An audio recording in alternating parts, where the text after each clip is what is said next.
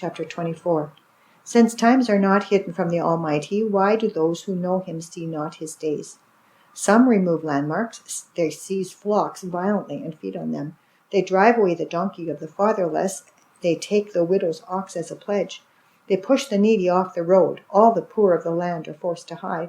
Indeed, like wild donkeys in the desert, they go out to their work searching for food.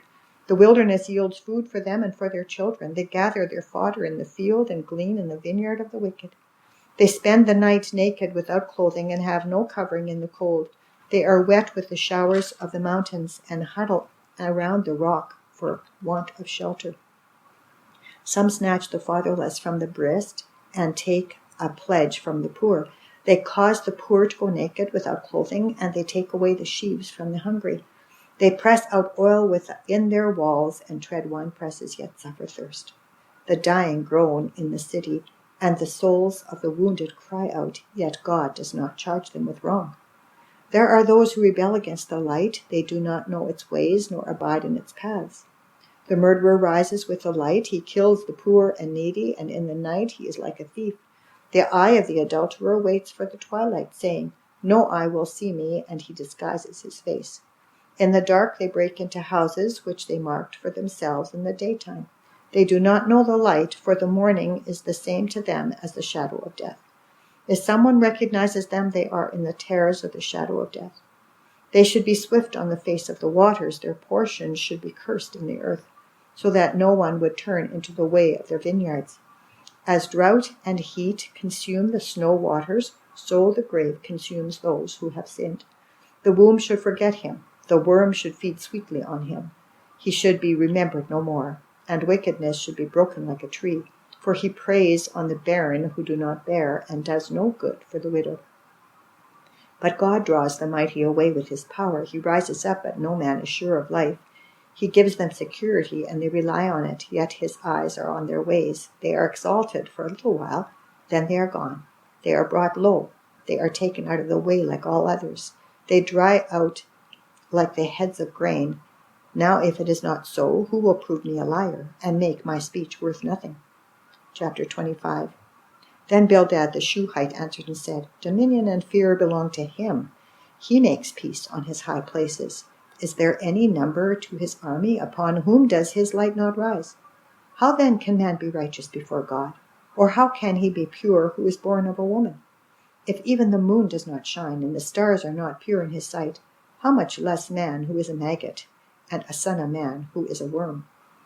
Chapter 26. But Job answered and said, How have you helped him who is without power? How have you saved the arm that has no strength? How have you counseled one who has no wisdom? And how have you declared sound advice to many?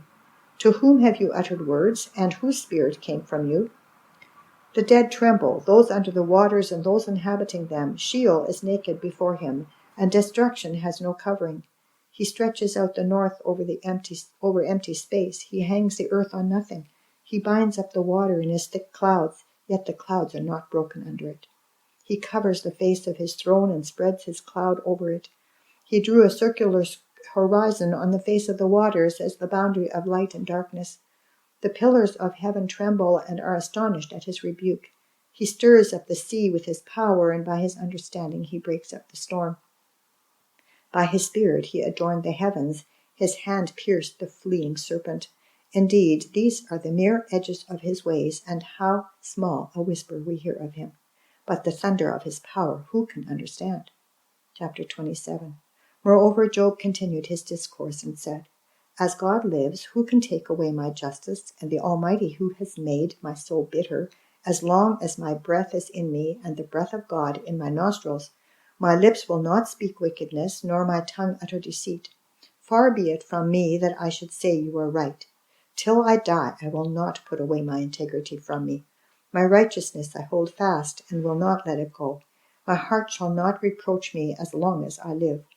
May my enemy be like the wicked, and he who rises up against me like the unrighteous. For what is the hope of the hypocrite, though he may gain much, if God takes away his life? Will God hear his cry when trouble comes upon him? Will he delight himself in the Almighty? Will he always call on God? I will teach you about the hand of God. What is the Almighty I will not conceal? What is with the Almighty I will not conceal? Surely all of you have seen it. Why then do you behave like complete nonsense? This is the portion of a wicked man with God, and the heritage of oppressors received from the Almighty. If his children are multiplied, it is for the sword, and his offspring shall not be satisfied with bread. Those who survive him shall be buried in death, and their widows shall not weep. Though he heaps up silver like dust and piles up clothing like clay, he may pile it up, but the just will wear it, and the innocent will divide the silver. He builds his house like a moth, like a booth which a watchman makes. The rich man will lie down, but not be gathered up. He opens his eyes, and he is no more. Terrors overtake him like a flood. A tempest steals him away in the night.